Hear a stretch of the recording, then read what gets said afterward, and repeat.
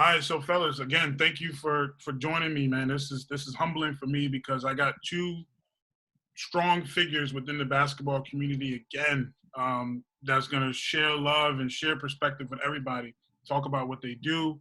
I have my man Rahim Thompson, who runs the Chosen League. From what I understand, Rahim, the Chosen League has been around since 2002. The basis of your organization is you invite some of the top high school ballers around the country. You put a league on in Philly, which is crazy, for everyone, and provides exposure, just gets players around one another. I'm sure, the camaraderie around that is big. I did see back in 2018, ESPN recognized your league as one of the top outdoor leagues in the country. Talk to us a little bit more about that. I know you're sponsored by Nike. Mike just talked about that new shirt you got on, so let's talk The about shirt that. ain't new, man. No, listen to Morak.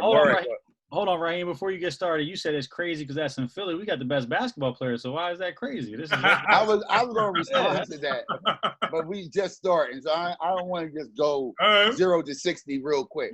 But nah, Corey, I started my league in 2002. We're a high school only summer basketball league. We don't have a pro-am.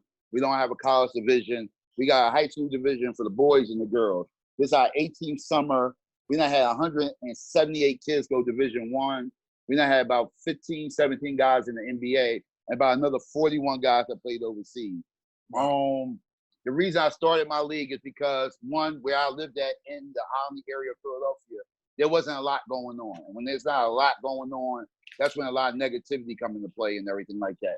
The league started off as a players-only league. So our first premium player was Mustafa Shakur, and it became a players-only league. So players talked about it, and it was a league where they could have their own team. It wasn't like real form. It was like Kyle Lowry, when he first played, he was a sophomore in high school at Northeast, and that was before he transferred to Cardinal Dockley. And I'll never forget, I was in the building, and everybody was like, yo, it's this young boy out here busting stuff ass.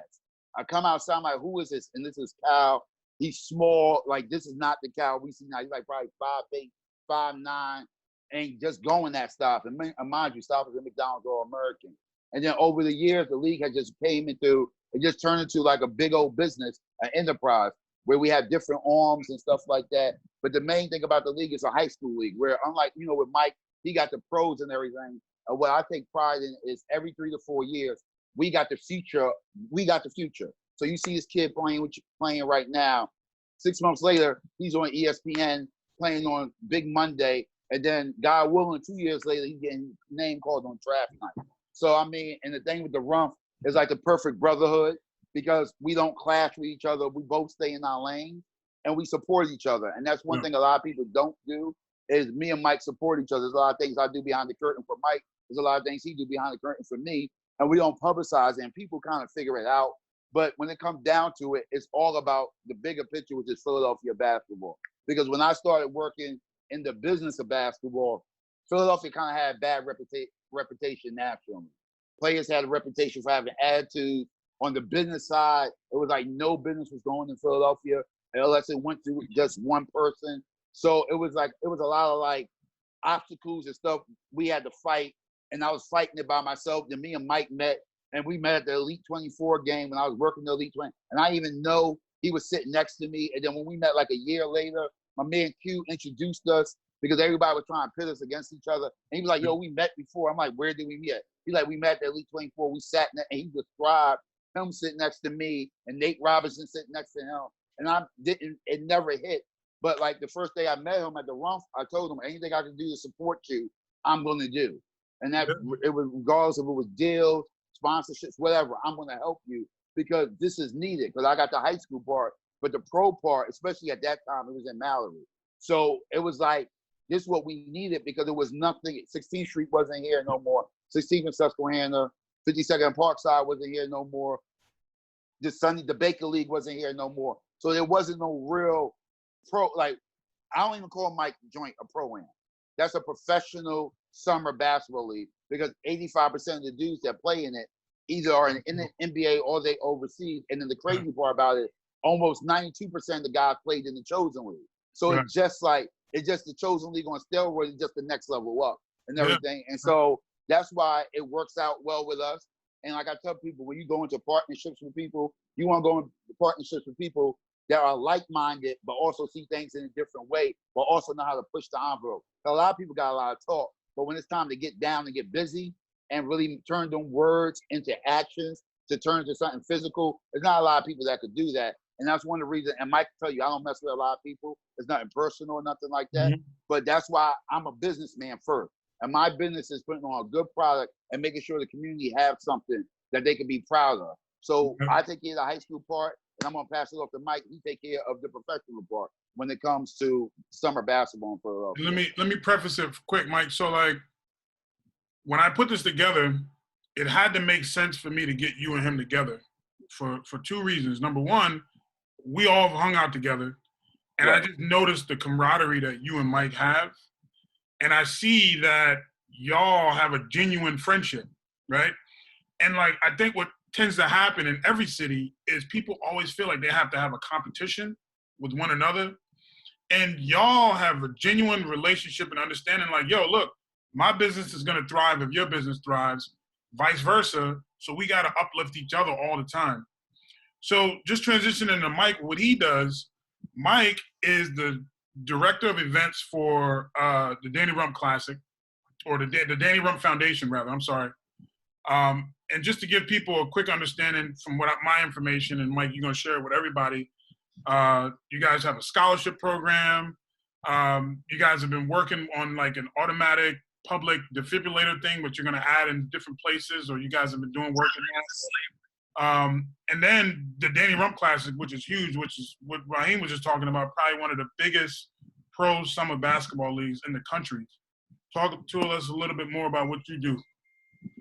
Yeah, so I do. So the Danny Rump Foundation was founded in 2005 when Danny Rump, who was then the starting point guard at Western Kentucky, had passed away in a Philly rec center. And he died from a heart disease called hypertrophic cardiomyopathy in a gym with no defibrillator. Nobody knew CPR. In the time, there was in the city, they had these things called blackouts. And the blackout meant that your local fire department was closed that day. So the ambulance came from the other side of the city. It took 45 minutes to get there. So he basically passed away by the time that the ambulance got there. So his mom and uncle put together a foundation. They wanted me to kind of be the representation of our age group. So I sat on the board from the foundation, and we do defibrillators in rec centers. We've done a couple schools. We've done a couple sports programs. We try to do at least 6 CPR and AED trainings in the community a year. We try to do 1 or 2 large heart screenings a year. But then the main thing that I knew that I could do was do a basketball tournament. So what we started in 2006 was what I like to call, even at that time, was like the Philadelphia barbecue basketball event, where I try to get different generations of players together that I thought represented the city. At that time, like there was guys that were up in like the Michael Jordan from Penn, a gentleman named Antoine Brockington. Yeah, I remember him. Jared Kearse, who was playing on the N1 tour at the time. I think even Hakeem Warwick, who had just been drafted in the NBA. All the way down to like my age, and then even younger. I think maybe even Bilal Ben, who was like one of the high school, college kids that were always around us, was playing.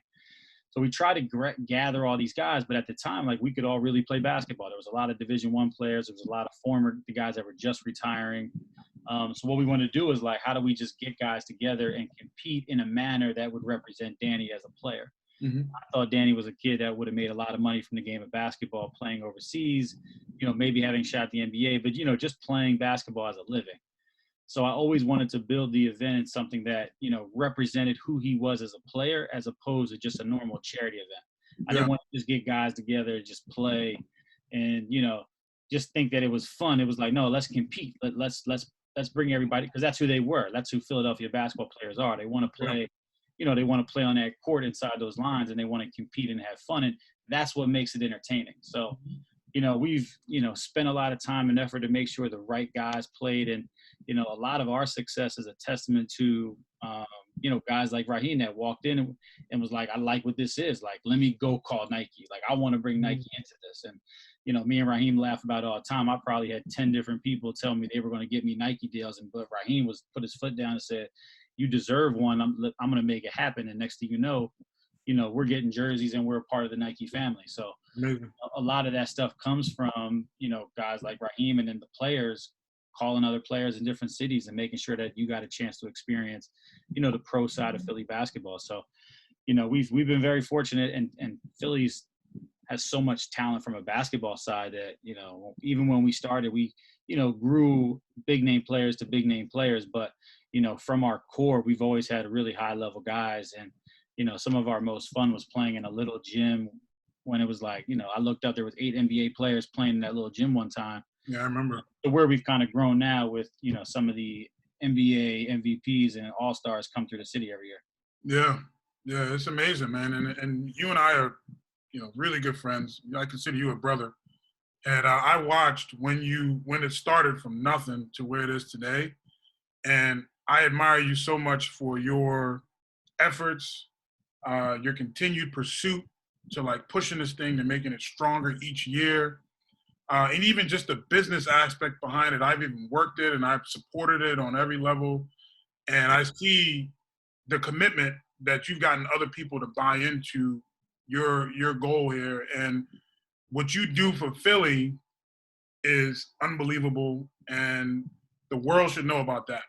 This is bigger than anything else in the sense that you're doing it for a good reason. So it was easy for me to put this together because I'm like, I got to get my brother on here to talk about what he's doing because I recognize the contributions that you had within that. So, but just saying that, so Rahim, right? So before you go, I think like me and Rahim could probably both speak to this, but yeah, me and Rahim both take a lot of pleasure and responsibility with going around the country and being able to say our league names and have other people recognize them and respect them, because in basketball culture, that's where you earn your respect in different cities. And it's like, and we always want to make sure that we can stand on that, because as a representation of like our city and our, hoops community around the country, when you're comparing to different leagues or just, different events. I mean, some of the most fun me and Rahim have are going to All-Star and going to all the parties and, being able to see people from different cities. So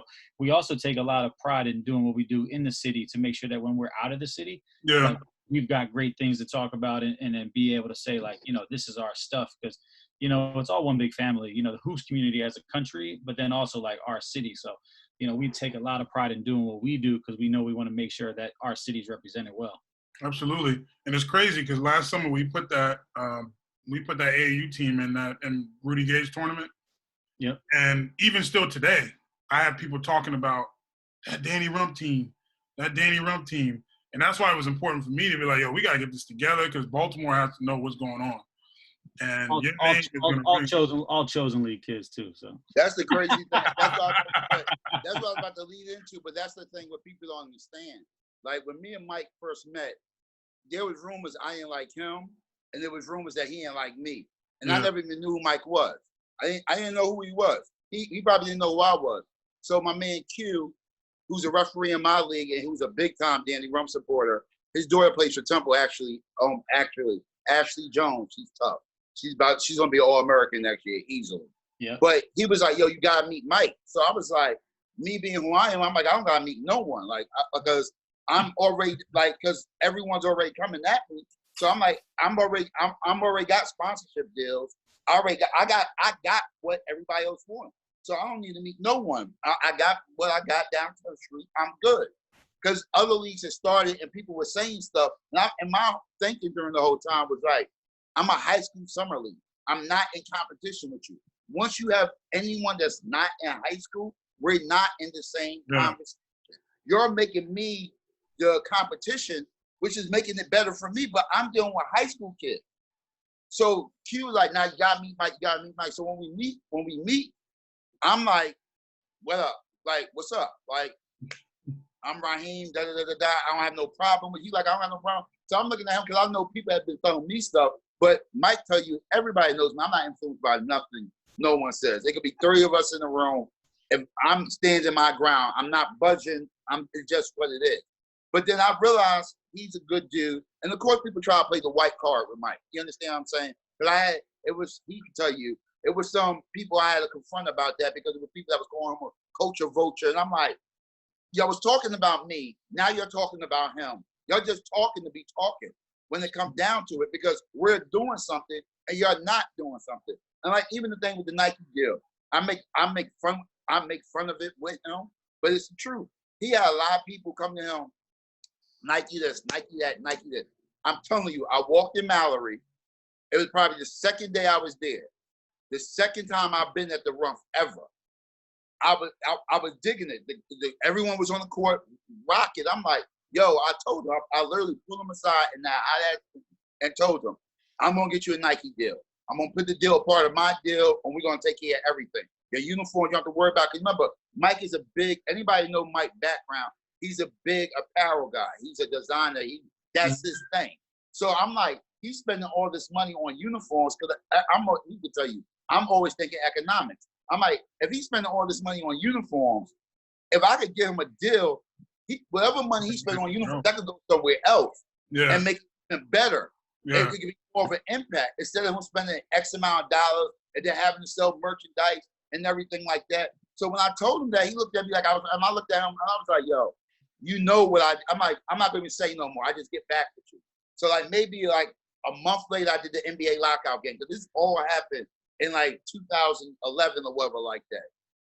Like months later, come February, March, I'm like, yo, I need your Danny Rumph symbol. He's like, what? I'm like, I need you to send me over your logo.